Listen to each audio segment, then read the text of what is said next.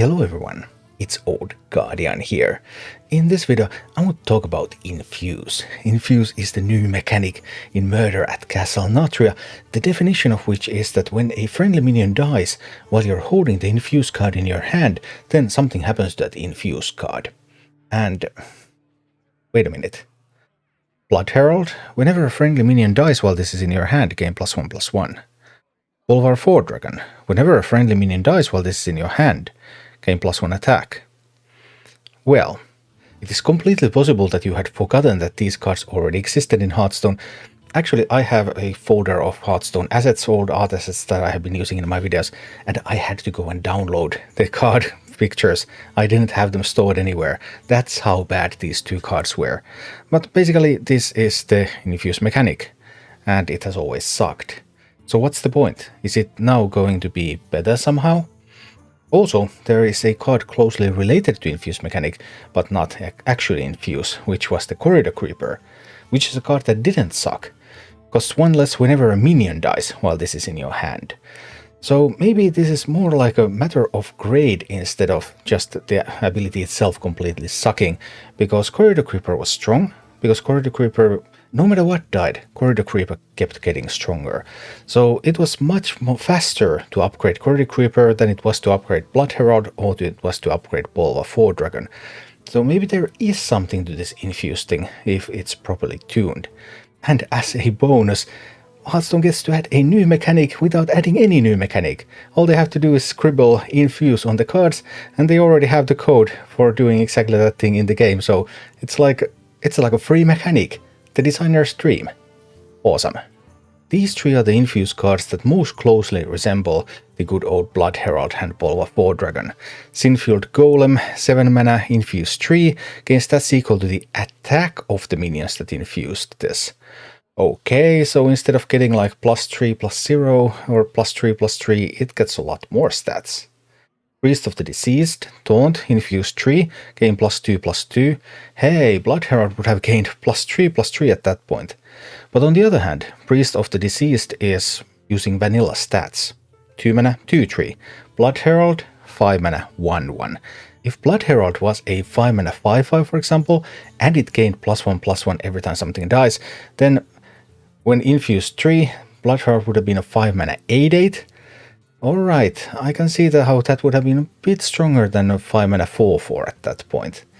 And then side Denatrius, Lifesteal, Battlecry, deal 5 damage amongst enemies, Endless Infuse 1, deal 1 more. Endless Infuse meaning doing exactly what Bolvar and Blood Herald were doing all along.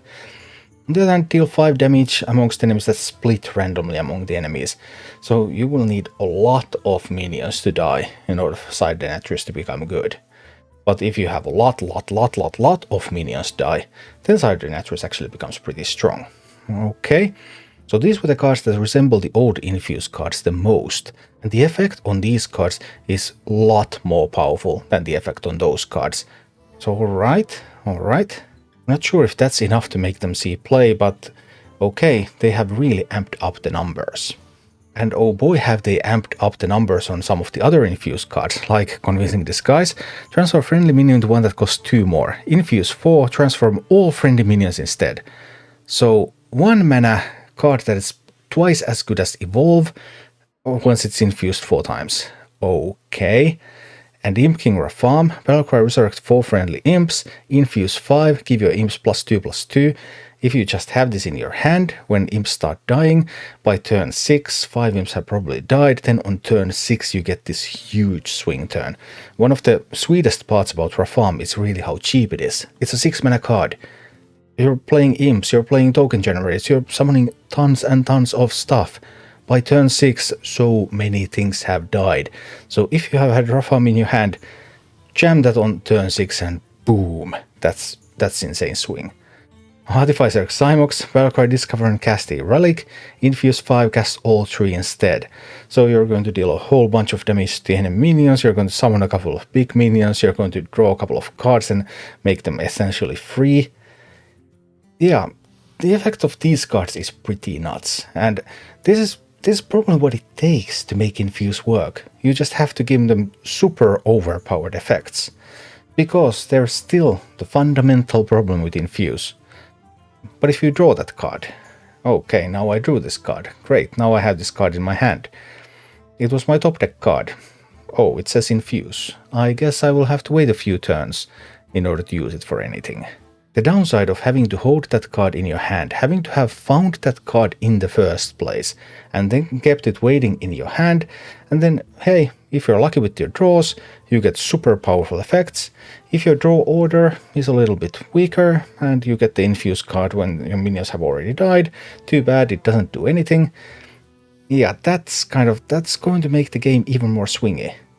Because Infuse as a mechanic has a fundamental problem of having you hold that card while stuff happens. And a lot of stuff needs to happen. It's not like having to cast one spell or having to play one Naga. It's not that. Even those sometimes suffer from, hey, I top deck this card and now I can't do anything with it.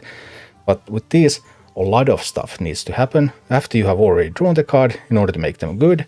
And on average, this probably works out. Like averages, you look at average, on average, this raw farm is pretty strong. Which means that in some games, this raw farm is totally bonkers, and in other games, that raw farm is pretty much useless. So yeah, looking at the numbers and looking at the difference between the numbers of the old Infuse cards and the new Infuse cards, it looks like, yeah, these Infuse cards now in this iteration are probably going to work.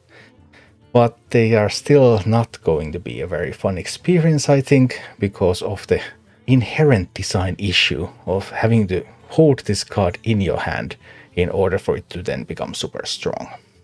Thank you for watching. If you enjoyed the content, please click the like button, subscribe to my channel, and check out my Twitch channel.